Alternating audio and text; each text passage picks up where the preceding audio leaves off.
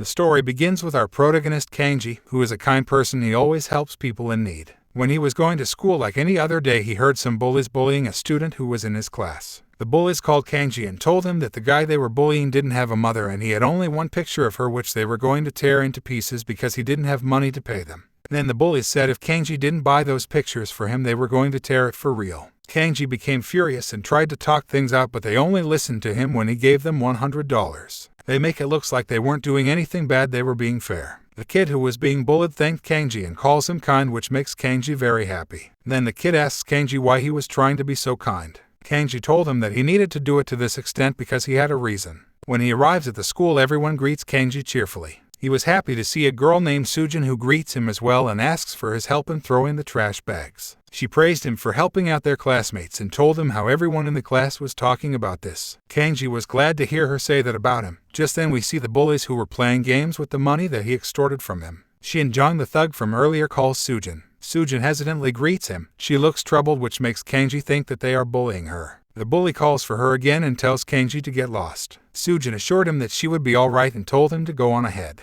Kanji was confused as to what he should do. He wonders if he should call his uncle if the situation escalates. After Kanji was gone, the rest of the thugs also went to their class, leaving those two alone. Sujin wants him not to make it obvious when they are inside the school. We came to know that these two were secretly dating and flirting each other. We see that Kanji was still there hiding from them. He was fuming with anger and felt betrayed. When he came back to his class, his eyes were dead from what he had seen. A friend beside Kanji asked if he is okay, but Kanji gave no answer. He messages Sujin to meet him after school as he has something to talk to her about. When school ended, they both were going to go home together like they used to before. Kanji finally mustered up the courage to ask her if she was really dating Shin-jong. She was put on the spot and got nervous a little, but she doesn't deny it. She says that they just started dating somehow, and that she was about to tell him. Kanji was speechless. He didn't know what to say. We see a flashback where Sujin's drunk dad was looking for her after she ran away. He used to beat her after getting drunk. We see Kanji and Sujin hiding together. This is when she told him that she was never going to marry someone like his father. She was going to marry someone who was kind like Kanji. This is when Kanji decides to become a really kind person for her. End of the flashback. Now in the present, Kanji confronts her about what she had said in the past, how she wanted to date someone who was kind and Shin-jong was far from being kind, he was a bully. To which she replies that she dated a kind and friendly person once, but he was just too boring and nice all the time.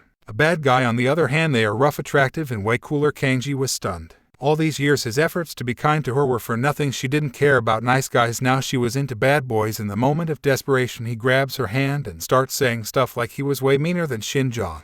He was acting to be a kind person all this time. He was not just a bully, he was a gangster. A gangster's blood runs through his veins. Kanji was saying all this while crying continuously, but she just laughs at him and calls him a kind person who was worried about her because she was dating a bully. Kanji tries to convince himself it is alright for her to date a bully. On the way to their home, Shin-jong takes Sujin with her and wants Kanji not to hang out with her anymore. Sujin stops him from picking on Kanji and takes him with her while flirting in front of Kanji. Kanji couldn't take it anymore. He had spent the last 10 years of his life trying to act kind even when it was hard, and all of that was for nothing. So he decided to become a bad person himself. When he was saying a gangster's blood runs through his veins, he wasn't lying.